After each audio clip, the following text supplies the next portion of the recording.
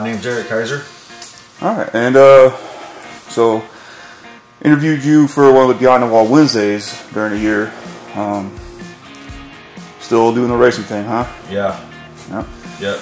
So, how'd you finish out the year? We ended up fifth in points, like 4 heat race wins. Best finish in the A main was, I believe, fifth. We had a pretty rough year. We did end on a good note. Showdown, we won the B feature. That was a pretty big deal for me. But yeah, we got some new things for 2019. Hopefully, things are a lot better this coming year than they was last year. Yeah. Yeah. So, how do you feel about the how fast and competitive the street stocks has become over the last year or two? It's gotten faster. It's gotten more competitive. It's tough. The guys you race with is very tough. Good group of guys. I heard they was talking about adding more laps, maybe 30 laps, maybe 16 cars. That would kind of be interesting. But it's a tough field of guys. All right. And with the more laps, is there anything you have to adjust on your car, or is it pretty much the same setup for, what, 25 laps? Yeah, it'll be pretty much the same. You know, once your car kind of start out not the greatest, and then finish, you know, a lot better than it started. So that's the goal for me anyway. And what's the secret to having a good race at South Bend? Stay out of trouble. Stay out of trouble. Watch in front of you. Just keep your nose clean. Stuff happens real quick there. Can you ever get in a rhythm as, like, you know, braking and coming off the corner and get back in the gas, or is it just too crowded? You can get in a rhythm as long as you got enough room. I mean, there's times that you got 2 cars in front of you that's side by side, and you and another car side by side, and you know, you're just kind of waiting on somebody to give, and you can't go nowhere, and you know you're faster than the cars in front of you, and you can't do nothing, and it gets pretty frustrating after a while. Yeah. And you can't just hit them and take them out or anything like that. You gotta be patient. So what's the intensity like during all that? Are you concentrating on how many laps there are, or are you just concentrating on individual guys to pass? I'm concentrating on how I'm going to get past that guy that's in front of me to get to the front a lot faster. But like I said, when you're side by side like that, there's really nothing you can do. Just hopefully somebody gives, or there's a caution, and you know, a different lineup, you know, and see where the cards lay. Yeah, cool. And so your typical Saturday, how's that? What's a typical Saturday for you? Busy. Usually on Saturdays, I get up about between 8:30 and 9. Come out the shop, do my final check, make sure everything's right. Go get race fuel, come back, get everything ready, loaded up in the truck, and pack the cooler, and get the car ready to load in the trailer, and I'll go take a shower, come out, load the car, and you know, we'll leave here about 1 o'clock or so. Then we're at the track all day. It's a pretty busy day, especially when you're doing it most of it by myself. Besides, you know, I got people that helps me here and there.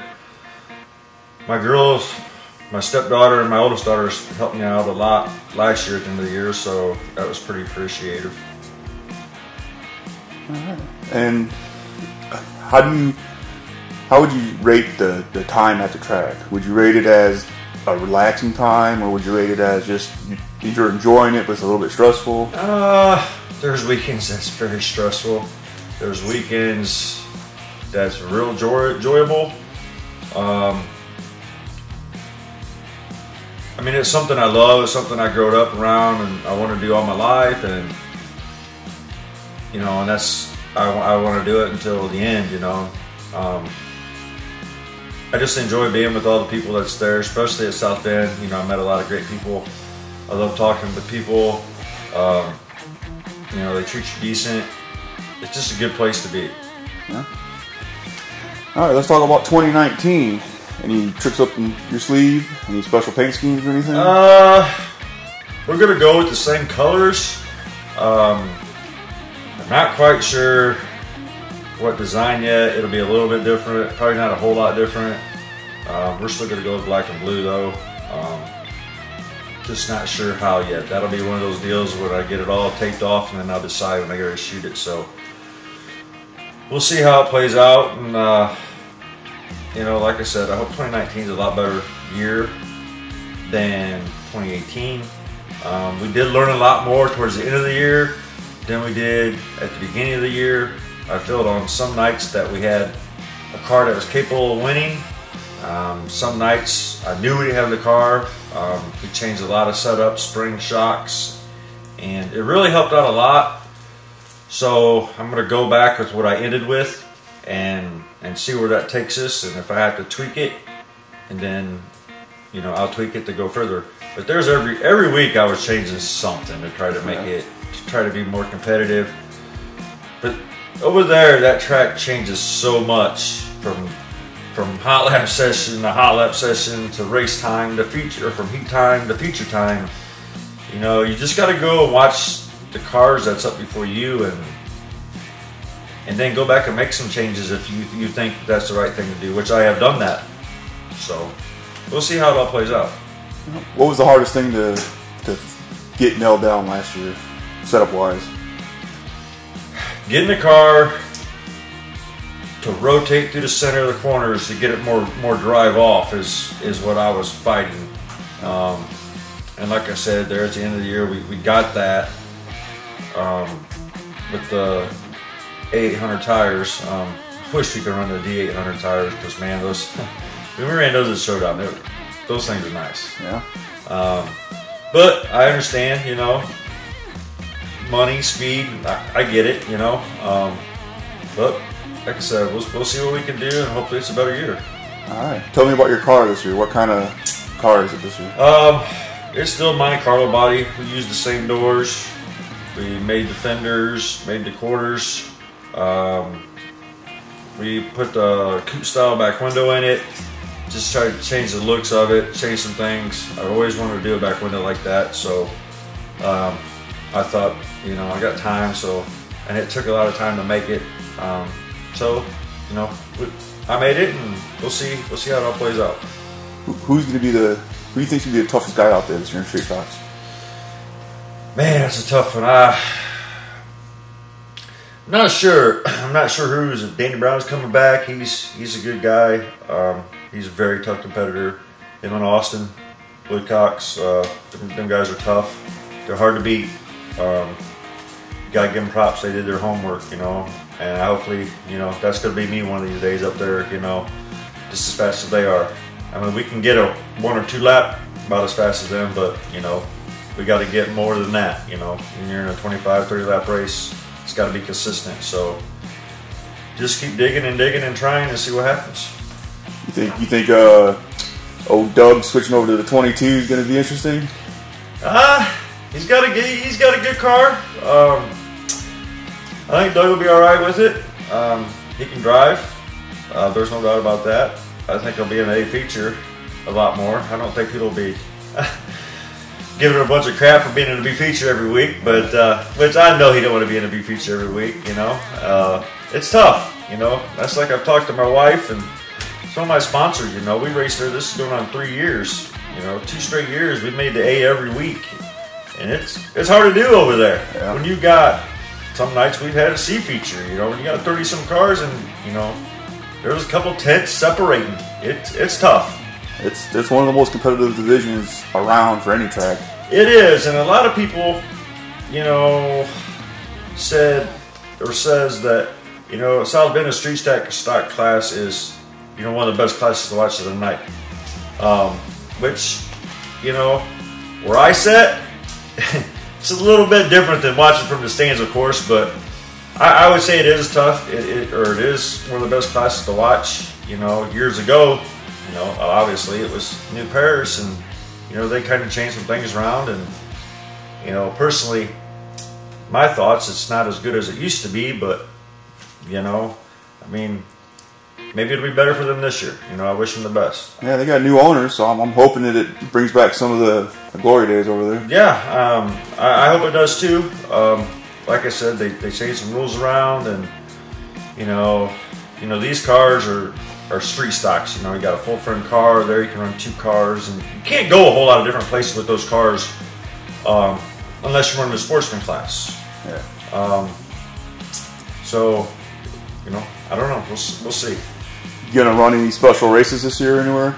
Well, that was my goal last year, but with my oldest daughter doing band and color guard, it just didn't play out. So, hopefully, at the end of the year, we will do some traveling. I'm really going to be focused on. I'm really excited about June 15th, the Gambler, Yep. the Doughboy Memorial Race, 71 laps. I'm really excited about that. That's paying real decent money. I've always liked longer races. I just bide my time and just be patient to get to the front. You know, a lot of them guys get in a hurry and beat and bang, and it's not worth it. You know, you got 71 laps. So I'm really excited about that race. And then, you know, there's some road shows at the end of the year I like to run. I love to go to Springport at the end of the year. We'll see what happens. All right. Let's talk sponsorship. What you got this year? Well, as far as I know is I still have Ghost and Die Cutting, which is GDC. I have ATC. I have Peanut Karaoke DJ, EK Weldon Fabrication, Golden Lawn Care, Gary Dermott Race Engines. I know I'm forgetting some. Oh, Wayne Vaughn. And I'd like to pick up a few more. I really like to pick up a tire sponsor for the year, but I know that's kind of hard to do. It's real hard to get sponsors nowadays. Do you have a fan page on Facebook or website? I do have a fan page. If anybody wants to go to it, check it out. It's Kiser Motorsports. It needs to be updated. I don't do that. My wife deals with all that stuff, so we need to work on that, make it a little bit better. But yeah, it's like I said, just trying to get more sponsors and buy more tires. I think last year we went through 4 sets of tires, which I think is pretty good. You know, when I used to run new pairs, we used to go through 7-8 sets a year. So wow. So we'll see what happens, and hopefully, you know, some sponsors will come on board, some new ones. And what's the benefit of being a sponsor? It gets their name out there. It gives them business. I mean, I got sponsors that I'll send business to them. Like Peanut DJ and Karaoke, I'll go follow her every once in a while, have a couple beers, and just she'll listen to them or invite a bunch of friends over, people that's never heard her before, and then, you know, she does private parties, and next thing, or weddings, next thing you know, they're booking something. So I try to help give their money back that they give me, and send business their way. So yeah, and anything helps, right?